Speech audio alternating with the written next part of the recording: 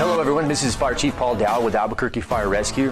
This podcast is designed to bring you helpful training and best practices and some additional resources that you can access from anywhere. So thank you for joining us and enjoy today's episode. Alarm Room 2, Engine 19, Rescue 19, respond to San Mateo, Montgomery. Speed Firebox 197107. Speed 29 Delta 2, vehicle versus motorcycle. San Mateo, Montgomery, 29 Delta 2, Engine 19, Rescue 19. Hello and welcome to another episode of the AFR podcast. Today I'm joined by Captain Kevin Ferando. Thanks for coming on again, Kevin. Good to have you here. Thanks, Andrew. All right, today we're going to be doing a all-encompassing trauma episode. So we're pretty much trying to hit every trauma guideline that's in there. We're going to have two crazy patients that are going to let us do that.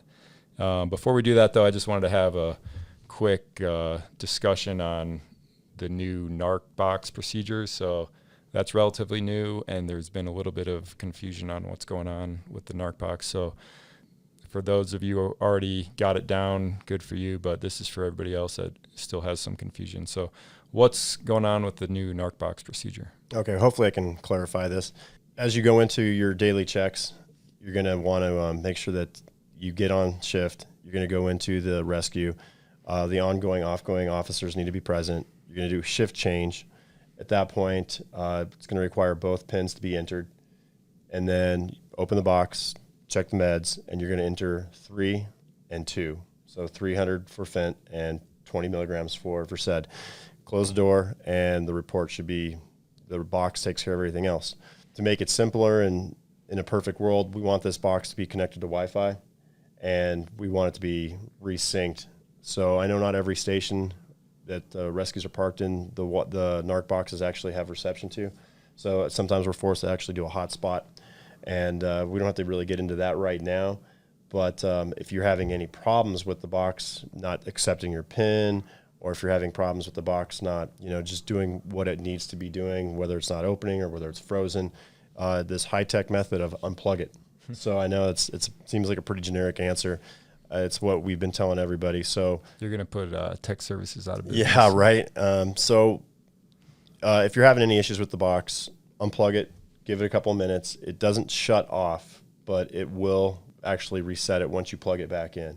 So once you've gone through the unplug, replug, now the next troubleshooting is going to be hit the cog in the top right, and then you're going to go and find your Wi-Fi settings. And if you have a hotspot, or if you have to turn on a hotspot to get it to pick up Wi-Fi, you can use the MDT. So just normal computer mode, go into settings on that, find hotspot, and then you'll have to enter the password once you find it on the NARC box. I find it easier just to use my cell phone. Not everyone likes to do it with the cell phone, but you just turn your hotspot on, same thing, find the Wi-Fi, enter the password, and then once you're up, just make sure the box gets synced. So that solves a lot of the problems. You come into work, you do shift change, you do your log. On day 2, if you haven't been relieved and you're just doing your normal inventory, you're going to want to do the audit button on the bottom right. And same thing, make sure you're on Wi-Fi, make sure the box is updated and synced. Audit's going to give you the option to enter what you have, open the door, count your meds, back to 3 and 2, close. And if it's on Wi-Fi and it's synced, it's operating how we need it to. It's giving us the temps, it's giving us the times, it's giving us the meds, and everything should be good to go at that point. And if there's any problems, you can always call 78. We've been dealing with a lot of the issues on this, and we know there's going to be some growing pains with it. But the big thing is unplug, Wi-Fi connected, and sync.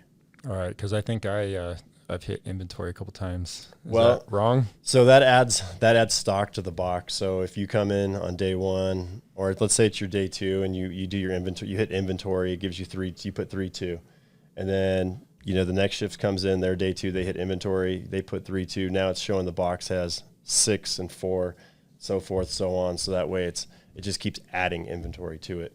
We're just auditing it, so we know we have 3 and we know we have 2. And let's say you're going to give a NARC, log the meds in NARC box, and then you're going to do the normal reporting. So if you have waste, you can waste with 7-8, or you're on duty BC. You're going to do contact 7-8 as soon as you can. We're going to come out like normal, have to do the proof of use form still in image trend, and still have to do the paper form, so that way we have something to give to pharmacy. So replacing the narcotic doesn't change anything. It's just when you give it, just log it in NarcBox, and then it's your normal image trend reporting, 7-8 phone call, replace the med. Nice. All right. Thanks for clearing that up. All right. So let's get into this all-encompassing trauma. I know when I'm going in, working on the rescue, every once in a while still, I just like to prepare myself for the worst case scenario. So if we do have that worst case call, we have a trauma arrest. Refresh us real quick on the guidelines for trauma arrest. When we look at trauma arrest, it's usually blunt force or it's going to be penetrating trauma. And, the traumatic arrest is not going to have a pulse. That's going to be that person who their injury was pretty severe. You show up on scene, you look, listen, feel, check for pulse. They have no pulse. So we know in blunt, it's a little more bleak, but still look, listen, feel, open the airway, modify jaw thrust, airway adjunct if necessary. You're going to use the BVM. You're going to give rescue breaths, paramedic on scene, needle decompression. If a return of pulse, then it kind of changes where we start moving that patient towards getting off scene. If nothing changes with that blunt force trauma after we've done decompressions, some airway maneuvers, it's a discontinue efforts. Okay, so how does it change if it's a penetrating injury? So penetrating, we're a little more hopeful. There's things that those trauma surgeons or ER docs can do that can give these people a better chance of survival, because with that blunt force, it's that injury is, there's something dissected, there's massive hemorrhaging going on inside. We don't know where that injury is, but with a trauma, sometimes they can pinpoint it a little bit better, and they have procedures. They can either open the chest, clamp, get them off to the OR, and hopefully, make a difference in that person's life or save that person's life. All right. So according to our guidelines, what's the criteria that you would even have a chance to transport that patient? So for us, same thing. We show up on scene, look, listen, feel, no signs of, they're pulseless and apneic, no signs of life. So going back to ABCs, open airway, jaw thrust, airway adjuncts, kind of still minding that spinal precautions, making sure we're not moving that neck in case there's any kind of C-spine injury. Expose the patient, needle decompression there again, and then if there's no pulse after you've done the airway and the needle compression, if you have a PEA of greater than 40 and your transport time is less than 10 minutes to UNM, which is our level 1 trauma center, then you can initiate transport. So I know it's kind of it's a bit of a judgment call. Different stations that are, further out from UNM, time of day. What I like to tell crews a lot of times is, if you feel that this is the best chance that you need to get this patient off, if they're right at that 40 PEA, maybe you're a little bit further out, just err on the side of caution if that's what makes you more comfortable. It's really hard just to say, no, we're going to DC. This is super legalistic. We're just going to read this guideline as it says. I know it's 5 o'clock on a Tuesday. We're never going to make it to UNM. We're coming from Station 20, DC. But if that's not what you feel, and this patient looks like you can make a difference, whether once you start getting more interventions in place, then by all means, I don't think it's inappropriate to transport. So I know we're not in the habit of bringing dead people to the ER, but it happens. And so it's going to happen, and it's going to continue to happen, but let's just do what we think is best for that patient. Okay. Yeah. I think I look at it the complete opposite direction as you, is like, if I'm greater than 10 minutes from an ER, like if I know I'm working up at, say, 14s or something like that, then I already know going into this, if I'm on any trauma arrest, I'm not getting to the ER in 10 minutes. So that kind of lets me know going into that cycle that, trauma arrest, whether it's blunt or penetrating, I'm going to treat it the same way. Yeah, absolutely. And I know I'm trying to be positive on this. If I'm coming from 16s and I show up on that penetrating trauma and, PE of greater than 40, it's probably going to be a DC on scene. Okay. There's a lot of times where it's just not realistic to take that person, scoop and run, get them in the back of the unit and, run across town, because we're probably going to be, efforts are probably futile. Yeah. All right. So let's move on to maybe a little bit more hopeful patient, but still pretty messed up. Imagine you're working up at Rescue 8 and you're got a motorcycle that ran a red light, ran into a truck and got launched like 20 feet. So you show up on scene. Again, this patient's like 20 feet away. His motorcycle helmet is cracked. your driver starts doing his assessment. He's going to do a head to toe. First thing he noticed when he walks up is a mangled right tib fib with lots of blood coming out. He's not sure if it's arterial or venous, just a ton of blood coming out. He starts, let's see, you guys are able to get that helmet removed, and he can continue with his assessment. This person has a depressed skull fracture, and he's unresponsive. When you give him a sternal rub, he's got decerebral posturing. He's got a flail chest on the right side. He's got a little bit of intestine coming out of his abdomen. He's got crepitus in the pelvis. He does have a radial pulse, road rash on the right arm and the right side of his back. And his right index finger has been amputated, but it's sitting right there next to him. So where do you start on this patient? Wow, gave me a lot there, Andrew. Talk about multi-system trauma. You said a lot of stuff's already kind of been going on. Driver's already got your rescue driver has taken the helmet off. They're starting to do a primary assessment. They're starting to expose that patient. This is a critical call. And so this person, what we can do on scene is probably going to be somewhat limited, but we're going to start going through just head to toe, primary assessment, working that trauma triage algorithm. So you've walked up and you're kind of assessing the scene as you approach this patient. So you find out he has a pulse, GCS of probably 4 in this case, so start going down your ABCs and, let's get the airway maintained. You're going to start working on getting him trauma naked. You're going to start working on seeing, do we have any massive hemorrhage? Control those bleeds.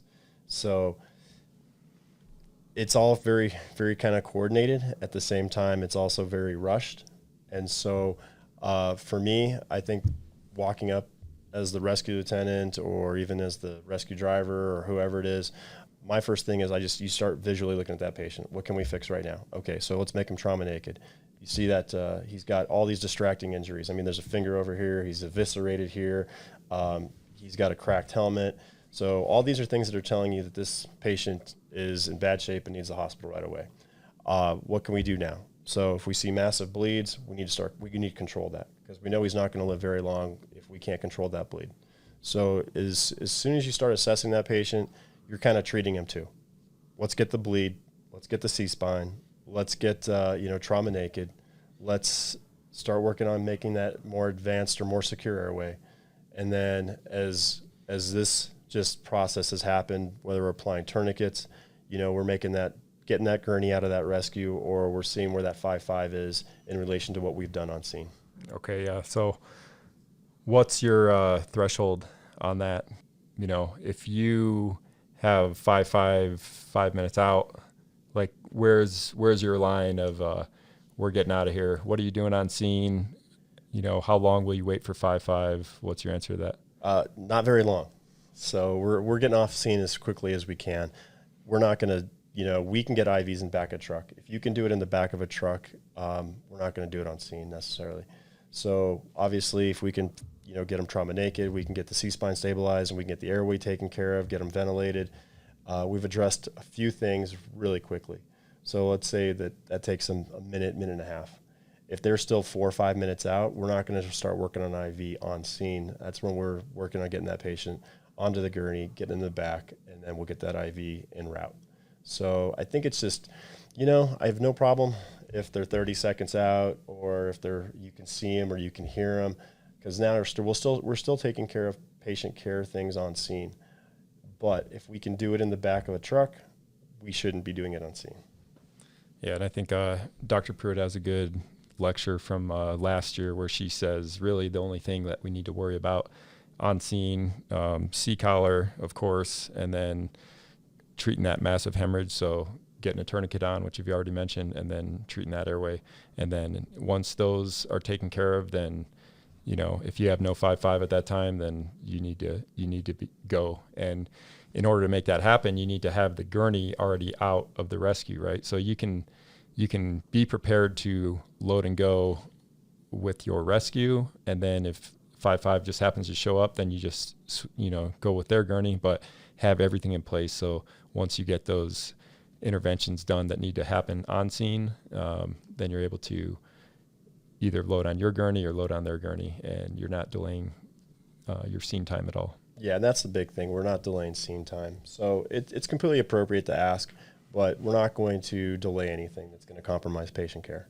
Nice. All right. So this was like the worst patient ever. He hit almost all of our trauma guidelines. Yeah, so, he really did. There's only one or two that you may have missed in there. No taser, I don't think, and that's about it. Right.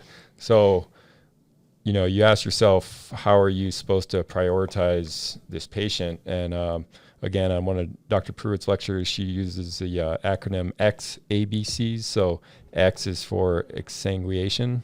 So again, that massive hemorrhage. And you just have to do that because if you start going ABCs, this person, again, could have bled out already. So you got to stop that massive hemorrhage first. The military, we use a mnemonic called MARCH. So massive hemorrhage, airway. They change, respiration instead of breathing, and then circulation. And then at the end of it, it puts a H on there to remind you about hypothermia and head injuries. So if we look at this patient and we use this MARCH mnemonic, we can look down and see, like, what are we going to do in what priority, what order. So start with the M, massive hemorrhage. We're going to throw a tourniquet on that leg that's got massive bleeding. So again, if you can't differentiate arterial or venous bleeding, just if it's a lot of blood and you can't control it with direct pressure based on your resources at the time, throw a tourniquet on there. Move down to A. So this person, again, had a GCS of 4. We're going to be able to insert a LMA on that person. And you said they had a possible basilar skull fracture, so hold off on any kind of nasal, and not that we nasally intubate anybody anymore since it's been removed now, but no MPAs. Yeah, no MPA, right? Cool. All right. So, and then with that, that's kind of at the point where now we're getting this patient off scene and beginning to transport. As we're in the ambulance going in, we're going to want to listen to lung sounds, see if with that flail chest, see if there's a need for a needle decompression, assess the lung sounds. And you should be very suspicious of that just based on the mechanism of injury. So, Kevin, I wanted to get into the treatment of a flail chest. I know it's always was kind of like something when I was going through, they would always bring it up. It turns out that flail chest is not very common, but what's going to be... So you're starting that secondary assessment, and that head to toe. You're going through, you're palpating the body, you get putting hands on everywhere. You feel that you have this just massive spot on the one of the sides of the rib cage that's completely mushy and moving every time that patient breathes in and out. That paradoxical movement when he's breathing in or breathing out or when he's being ventilated. We used to get a bag of saline. You kind of pat it along the side of the rib or rib cage there that's affected. I know we were talking earlier, and you were saying that we're focusing now on that positive pressure ventilation. So if this person if we've already gotten a secure airway, say an LMA in place on this individual, and we're just by our process of bagging him, we're creating that positive pressure, which there should hopefully not give us that paradoxical movement, because we're now giving that positive pressure from our manual ventilations. Right. Yeah, and just so that the positive pressure will be effective in treating it, and then just again be suspicious of developing tension pneumo is what you want to take away from a rib fracture or flail chest, anything like that. I know Dr. Pruitt always says vitals are vital, and so especially if you have that the box, the chest area, that thorax, and you have that you're probably going to have a collapsed lung or a pulmonary contusion, and you're talking simple pneumo or tension pneumo. When we start deciding when to dart this patient is when they start going down that tension pneumophysiology. So what are our signs and symptoms? I know we've talked about, I think we did a podcast a while back on tension pneumophysiology, and the neck veins being present. Absent lung sounds. Yeah, JVD. Mm-hmm.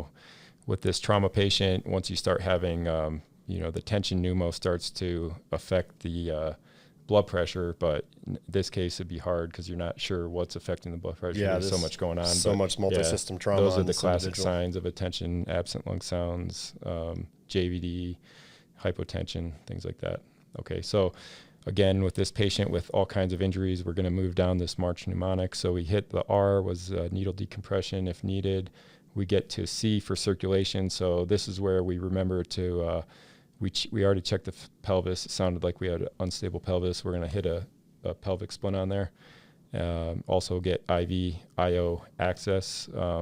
Kevin, if you could talk about, let's see, pelvic splint placement, and also what kind of IV fluids do we need for this person? Sure.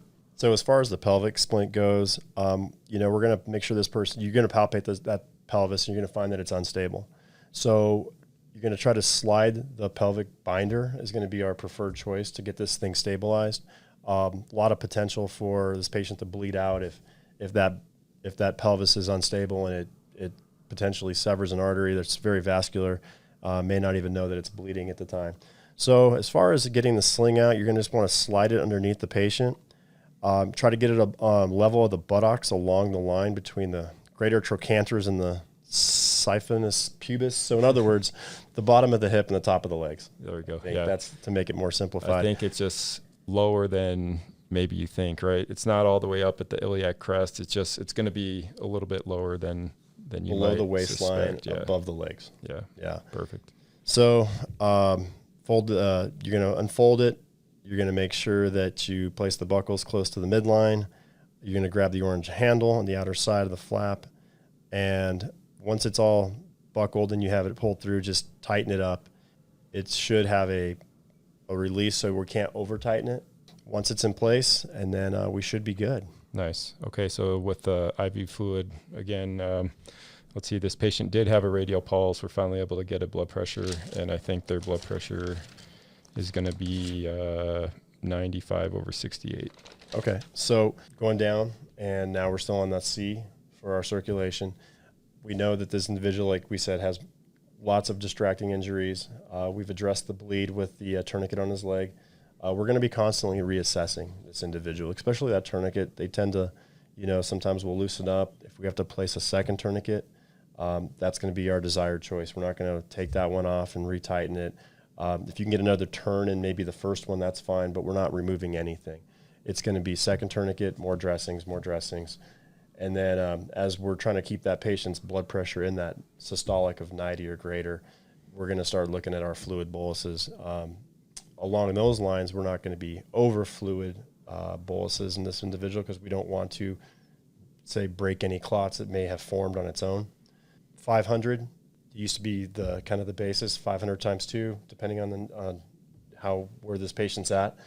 So I think it's titrate to effect. We're just really going to closely monitor where the blood pressure stays in relation to the bolus that we're giving. Yeah, so now it's permissive hypotension is the term for it. So if we've got a pressure right now, again, it's 95/68. So, and the person still had a radial pulse. So you just establish a IV or IO access, and that's it. You don't need to give any fluid at that time. Again, once you lose that radial pulse or the pressure drops below 90, now we're going to want to try to bump it up to maintain that 90 as our target. But there's not just an arbitrary 500 cc bolus, as you mentioned already. Correct. Okay. All right. So again, talking about a March mnemonic. So we made it through MARC, and now we're on H, and that is going to remind you to treat head injuries and hypothermia. So we started off with this patient. I told you the blood pressure. They started off with the radial pulse. It started off fast at like 120, and now that radial pulse is dropping and it's down to 60. So what kind of clue does that let you in on? So our patient's now decompensating, and so neurogenic shock, hemorrhagic shock. We're starting to lose those pressures. So now we're starting to look at that fluid challenge. But addressing this individual's his head trauma, in addition to all of his other multi-system trauma, we're going to want to make sure that bed is positioned at a 30-degree angle, and we're going to go ahead and just continue our ventilations to keep that hopefully get that individual's systolic back up, keep his capnography in a 30, 35 range. Just make sure that we don't over fluid challenge them, but that we try to just maintain that pressure. Yeah, so this person, if you got somebody, they start off, there's lots of things happening in the body right now. So they could have started off as like hemorrhagic shock. So they're going to have increased blood pressure or increased heart rate, decreased blood pressure. But if you see that heart rate starting to go down, especially in this patient who had a depressed skull fracture, you can just start to think about a head injury. So they started with a fast heart rate. As that brain starts to swell, it starts to compress that vagus nerve, and then that's going to drop that heart rate. So if you see somebody who looks like a normal shock and then they have their heart rate start to drop, say in the 60s, that could be a sign that they're starting to herniate. And with that, that's when you were mentioning getting that end tidal CO2. Trying to relieve the, So I know he's dealing with literally 2 shocks potentially so here, much. But yeah, so as you raise the head of the bed, we're hopefully decreasing that intracranial pressure. And so, same with the bagging, right? So if we Yes. keep that end tidal about 35, I think Dr. Pruitt mentioned 35 is her goal for him, and it's a fine line, as she said many times in her lecture, but shoot for that end tidal about 35. Okay, so hypothermia treatment, again, remember these patients, hypothermia is a killer also, so just keep them covered up once you do your treatment. Obviously, maybe have the heater blowing in the back, even if it feels super hot to you. This patient, they've lost so much blood volume, which the blood helps insulate the body and keep it warm. So when they lose it, it gets them colder. Right, just going down that shock treatment, whether it's the hemorrhagic, neurogenic, keep them warm. Hopefully keep that systolic up. Okay, so, man, there's still more to this patient. All right, so splinting, we didn't talk about that. So, the evisceration, we didn't talk about that, right? So when do we do these? A lot has happened. Let's say, so we got on scene, we've packaged, we've done all this. We're underway. Hopefully someone grabbed his severed finger if we're going to be dealing with amputations. We're probably not going to have a Ziploc bag and a bag of ice, but what we do have is a rubber glove and a cold compress. So whether or not that's not high on our list maybe of priorities in this individual, but it's something that if the right patient, maybe this is the right patient, but you can grab the finger, try to keep it as sterile as possible, try to keep it as intact as possible, and try to keep it cool. So, you're in the back of the truck, we're heading down to UNM, and as we continue and just reassess this patient, secondary surveys being completed or has been completed, and you're coming back to things. These assessments are kind of circular. You just keep rotating through them. So we see that he has an evisceration. If it's out and you're going to want to go ahead and get your you're going to go ahead and get your sterile dressings out, make sure they get moist with sterile water, and you're just going to cover that part of the intestine that's coming out of the stomach. Okay, yeah, and then if you have time to get to the tib fib, you can splint that.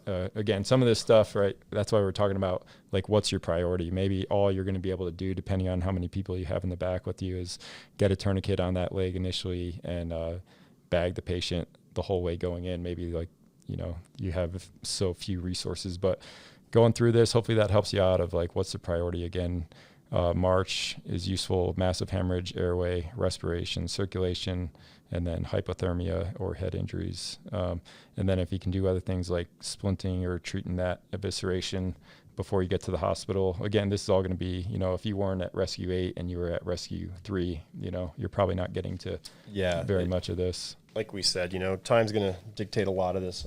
You're going to have, if it's at Station 20, Station 16s, 22s, you're probably going to have enough time to maybe put some splint on that tib fib, depending on how bad it is, depending on how much time you have, and depending on how many hands you have in the back of that unit. Yeah, that's a question I had for you actually, is how many, right? Because a lot of times we've got the resources, but it's just going to be up to, say, that rescue officer to decide, like, hey, this is how many guys I want in the back with me, whether it's in the back of AAS or in the back of the rescue. So how many guys do you like to have back there? I don't think there's a magic number. I've probably seen 4 or 5 people in the back of a unit, and I've never felt we've had too many hands in the back of a truck for the most part. The rescue lieutenant might be tucked kind of in the corner, the AS officer, paramedics in the captain's seat. Whether he's doing some procedures or whether he's focusing on the radio report. And then you have 2 or 3 extra set of hands where they're getting interventions done. And so nice to have IV tech or intermediates or paramedics, just so they can do some more of those advanced skills. But BLS can do a tremendous amount too, because trauma for the most part is a lot of BLS. So it's addressing bleeds and stabilizing wounds and placing holes and plugging holes. Yeah, thanks. Yeah, that's two good points that you brought up that triggered my memory. Is I've never felt like I've had somebody in the way either. So I think the more hands, the better. And also when you're talking about the cyclical manner, kind of like reassessing, like if you're ever just in the back helping out, like if you're wondering what you should do, just why don't you just go through a head to toe again, right? Start at the head, work your way down, and you'll find something that you either need to reassess or maybe something that you haven't gotten to yet, like this evisceration or a splinting or something like that. So if you're sitting around wondering what you should do, probably start with reassessment and that to include vital signs. So that's always a good place to start. Okay, so we're going to assume that we didn't have AS on this call, and we're going to have to do a quick load and go in our rescue. Can you talk us through a radio report and what the hospital is looking for? Again, we're up at Rescue 8. This incident happened on Tramway. What's the radio report going to sound like? So, obviously the radio report is to notify the hospital that we're coming in with a critical patient. Rescue 8, 5 to 10 minutes after they're packaged in the back of the unit probably is going to be your transport time. So once you've had enough time to stabilize everything, and depending on how many people are in the back, we have the radios mounted right there at the captain's seat. Just going to grab the radio, put it to Med 2, and so that's going to notify base that we're requesting UNM channel Med 1. So you'll say Med 2 or Rescue 8 on Med 2 requesting Med 1 UNMH. And they'll tell you, yes, it's clear, so that means there's nobody on that radio at that time. So you'll switch your radio then to Med 1. So notify UNM. Rescue 8 to UNM. UNM go. We're en route to your facility, code 3, with a 25-year-old male, motorcycle accident, launched 30 feet, multi-system trauma. He has blown pupil, sustained traumatic injury to lower leg, sustained injury to his chest and abdomen, unstable pelvis. He's GCS of 4. We have a heart rate of 60. We have a blood pressure of 95/68. We're currently en route to your facility. We're bagging at 16 times a minute. We have tourniquets on to control the bleeding. We have LMA in place. We are currently ventilating for him. We've darted the right side of his chest, and we do have a pelvic binder in place. We will be at your facility in about 10 minutes. Any needs or questions for us? Nice. Yeah, so, with this patient, this is going to be a lot longer than a normal radio report, but you just want to get down to the most important things. What I like to use as an acronym, something we use in the military, is AT-MIST. So the A is the age, the T is the time that it occurred, and sometimes this is necessary, sometimes it's not necessary. If it's like a stroke patient, so we have an 82-year-old female who had stroke-like symptoms, at the time now is important. If it's started 5 hours ago or 20 hours ago. So that's where that time comes in. And then moving down for the MIST part of it, the M, mechanism of injury. So motorcycle accident, injuries sustained, which is that long list that we had. Signs or vital signs, list those off. And then the treatment that you've given so far. So AT-MIST is something that you can use to remember it. Some of the other details, you can include that more in like your face-to-face. So getting down to all the specific injuries, maybe we can just save that for when you're actually face-to-face. Yeah, and what it does, though, so the UNM will then tap that out, so they'll notify the trauma recess room that Rescue 8 is at Tramway and the freeway. They're 10 minutes out from their facility, and they have a motorcycle accident. So usually the page will include vitals, but there's not a whole lot more details that the trauma recess team will have. Right, so really, and again, I used to work at Press, and I took these radio calls, and really all it is like the guy taking the radio call, letting all the doctors know, hey, somebody messed up is coming in, and we need to have as many hands as we can to treat this patient. So again, getting that information out there, alerting the hospital is the most important. I do like to write it out a little bit of like what I'm going to say. If you're the one calling in that radio report, I like to just jot down the last set of vital signs. I like to, again, my AT-MIST acronym, I like to kind of just write it out so I have it all right in front of me. What's the age, mechanism of injury, what the major injuries they have, last set of vital signs, and what treatment have I given. So I'll just jot that down, some notes real quick, and then if I, have a brain fart going in, I can just look down at my notes and finish up that radio report. Yeah, and on the patient turnover, like you were saying, Andrew, you can kind of include a little bit more detailed. Obviously, they're getting things spun up as the trauma recess team sees the patient. They're getting them transferred over. During this time, that's when you're kind of going to give the story of what happened, what you saw on scene, what you were able to accomplish en route, what you need to do or what still needs to be done. And then I always like to include as many sets of vitals as I can. So our initial vitals were as follows, and patient, improved or started to crash, and we had to do other things. So just to give that trauma team an idea of where is this patient trending. Okay, so again, this patient, everything possible almost that could go wrong with him is going wrong. So what happens if he loses his pulse en route to the hospital? So it's now a trauma arrest, and we're not going to do CPR.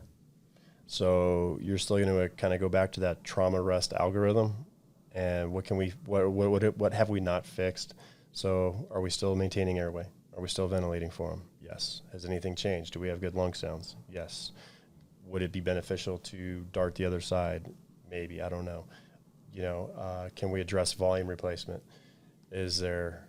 What major has changed in this? So it's really uncomfortable to not do compressions. I think we're wired. That's what we've been told from, early on through basic, through as you move through the ranks or however your medical licensure goes, CPR when a person doesn't have a pulse. So we know that this was not a cardiac problem. This is a volume problem. So the thought is that if we do chest compressions, we're not helping this person with volume. It could be that PEA where maybe his heart still is moving some blood through. We just can't feel it. And so is by us pushing on this person's chest going to do them any benefit? And so there's a lot of science out there. What we've adopted is we're going to try to maintain good BLS in the most part, maintain that ABCs, or at least the A and the C, try to keep the airway maintained, and volume replace for the fluid loss.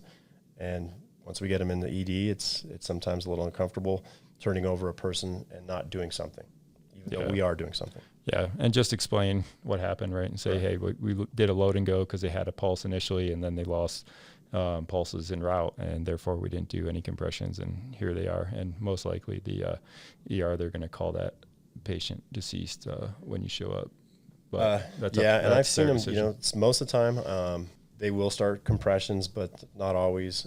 It's just going to be whatever their, at that point, turnovers occurred, and they're going to treat the patient how they feel. Yeah. All right. Just know that if they ever question you, just like, well, that's our guidelines is we're not doing compressions on this person. So, and they've been educated enough now. Dr. Pruitt's been great. And I think that most of the individuals who we do turn over, attendings or residents at UNM, don't question it at all. Okay, so we're going to move on to a different patient with all kinds of bad things happening to him. We've got a 40-year-old doing something he shouldn't have been doing in the basement. There was an explosion that went off, and now this patient is stuck underneath a really heavy shelf. It took about 20 minutes for somebody to get home and call 911 for him. So by the time you show up, it's been 20 to 30 minutes. You can see that he's still stuck under about a 500-pound shelf. The patient is conscious. He's in very severe pain. He's got a 3-inch glass shard sticking out of his eye. It's one of the first things you notice. He's also got some burns to his face and neck, estimate about 5% burns. But really the main thing is this person's stuck under the shelf, so you're not even able to get that transport going until Squad 2 has to come out and get their airbags going. All right, so what are going to be your thoughts for treatment of this patient, either before they get out of that entrapment and after? So, yeah, Andrew, there again, we have a lot of things happening to this patient. So he's going to be a crush injury. Is going to be one of our big concerns right now. Not to take away from our normal ABCs, where we're still giving that primary assessment where we walk in, you look and see, is he awake? Is he perfusing? Is he breathing on his own? we know we see all these injuries. He's got some burns to his face. So we have thermal burns, we have crush burns, we have eye injury. So we know that we're going to be down for a little while, and we know we can't do anything as far as getting that shelf off of him. That's we're waiting on Squad 2 to show up to, start working on that extrication of that. One of the things we can start doing, though, is maintaining the ABCs. So are we breathing for him? Does he have an open airway? Yeah, this guy's conscious and breathing. He's sat in like 95 right now. He's just screaming in pain. Okay. But yeah, it looks like his ABCs are taken care of right now. Okay, so we're going to start getting those vital signs. What's his O2 sat? What's his, capnography at? What's his blood pressure at? And are we going to need to start, oxygenating him? Is he keeping his airway open on its own? Yeah. So far, airway's good. Okay, so we really can't address too much of the spinal precautions. We can try to maintain, inline C-spine. We're going to want to get him on the cardiac monitor. We're going to see what his heart rate is and what we can monitor there. IV access.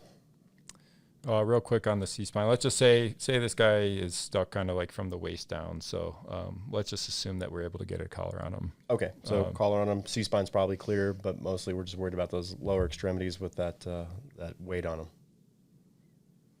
them. So we're going to want to, with an entramped patient or a crush patient, we're probably going to figure this is going to be a pretty quick extrication. We're going to go ahead and get those 2 large bore IVs started. This is a trauma patient. And we're going to give a 1 liter an hour bolus if it's less than 2 hours of entrapment. So if it was greater than 2 hours of entrapment, then we're going to get that 2 liters of saline on board. Now, I know you said he was writhing in pain, so we can start working on pain management. So fentanyl, ketamine, completely in our protocol, and titrate to effect. Yeah. All right. So now you got the pain meds on board, and the squad shows up, and they're getting set up, and they got their airbags in place, and they're about ready to get this guy out of there. Okay.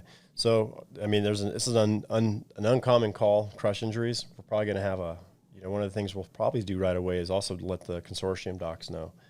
That way that they can maybe either give us better guidance, or they have medications that they can give if this patient does start to decompensate and needs that RSI to get that more secure airway. But one of the things we're going to do right away, though, is as they're preparing the lift, we're going to go ahead and give bicarb.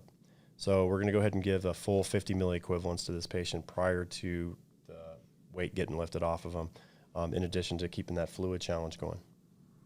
So what we're looking to do is he's very acidotic. That part of the body wasn't getting blood to it or oxygenation. And so we're really trying to treat the hyperkalemia that could potentially occur after that blood and oxygenation gets re-released to his body, and then we're trying to combat that with the bicarb and the fluid challenge. Okay, yeah, and just keep an eye on that heart monitor. We're not going to get into full hyperkalemia as we go. Just know that before they're going to get that shelf lifted off, we want to push the 50 milliequivalents of bicarb, and then just continue to monitor for hyperkalemia. There could be more treatment you need to do that route, but we won't discuss it here.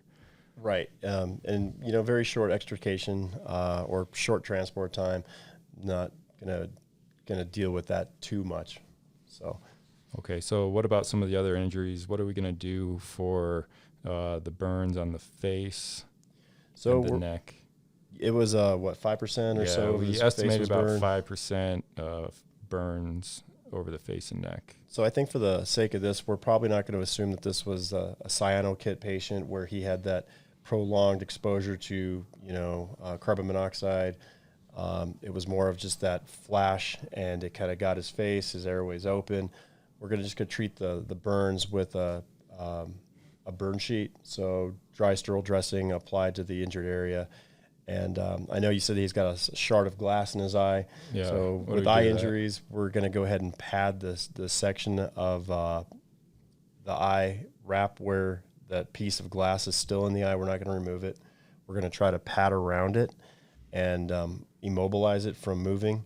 And then we're going to cover the unaffected eye. So hopefully that'll decrease that left, right, up, down movement, and keep that piece of glass more stabilized and That way the ER will then work on getting it removed and treated. Okay, so with this explosion, you start to hear some stridor developing in this patient. I know our guidelines call for thinking about early intubation, but that's kind of a tricky spot with our guy being conscious. But you do hear a stridor developing, and you've got a mechanism to suspect that there's some inflammation going on in the airway. What do we do in that situation? We immediately crank them. No, high flow too. Obviously sometimes we'll start less is more. So nasal cannula, if he can tolerate it, non-rebreather, if he can tolerate it. And as he starts to decrease mentation, we really are going to be looking at seriously using either intubation, so ET, LMA, or if he goes unconscious, crike. Okay, yeah. And, would you, right, you're suspicious of airway swelling, but he's still conscious, you hear the stridor, right? You're not going to go to crike with a conscious patient. No. But you're just going to have that high index of suspicion that, as soon as that patient goes unconscious, that's probably going to be, you're going to need to do that right away. You're kind of like watching the trend. Because we're thinking that this is going to be probably some inhalation burns. Yeah. And he probably isn't even a candidate for that ET tube or that supraglottic. So, yeah, we're going to be ready to move to a crike probably sooner than later. So okay. That's going to mean setting up and having everything out and ready to go. Yeah, and I could imagine just this patient that, you have that thought in your mind, but again, you're not going to go ahead and execute that until that patient loses consciousness. If they're still, maintaining consciousness, that, they're getting enough oxygen at the time. Right. Oh, actually, I wanted to bring up, as far-fetched as these couple patients have been in this episode, you told me you had somebody similar to this guy. Oh, yeah, I was, so in my 7-8 unit, I was first on scene to an individual that had a blast injury to his hands and genital area. He was attempting to take apart a mortar, the big fireworks, explosive that you usually launch out of the tube. So for whatever reason, he was in his house, he was taking it apart, and he ignited it. And so it blew up in his lap. So I show up on scene. I have a small jump kit, a little bit of trauma stuff in there, and he's able to ambulate out. So we get him outside, seated down, start getting him kind of exposed, and his hands are just blasted to pieces. So a lot of soft tissue injury there, and wasn't bleeding a tremendous amount, but we were able to I have a trauma burn dressing and some dry dressing, so I was able to get his hands fairly wrapped up, and I did start an IV. I didn't get any pain meds on board because we had Rescue 7 showing up about the same time I was still trying to get some of this stuff taken care of. When we got him in the back and we got started exposing, we did find out that he was burned, and that 1%, the genital area, his arms were burnt inside of his arms. He had a little bit of burning and charring around his face, but nothing that was an inhalation injury that we would have been concerned with.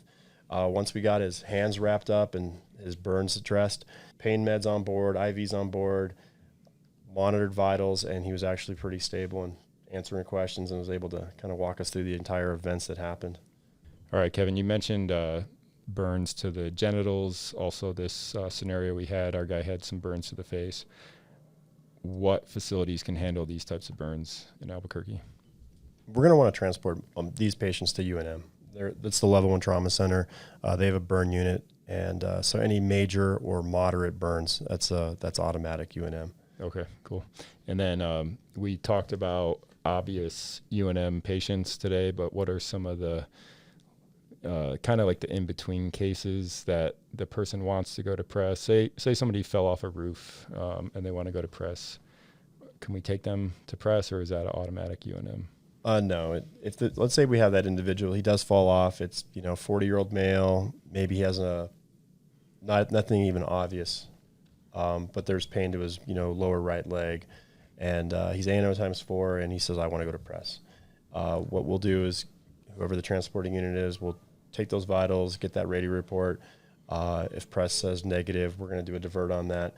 We're not going to accept this patient. We feel that they're a trauma patient, then at that point we'll move it to UNM. But I think that within reason. Kid falls off his bicycle, has a fractured arm, maybe moderate, deformity.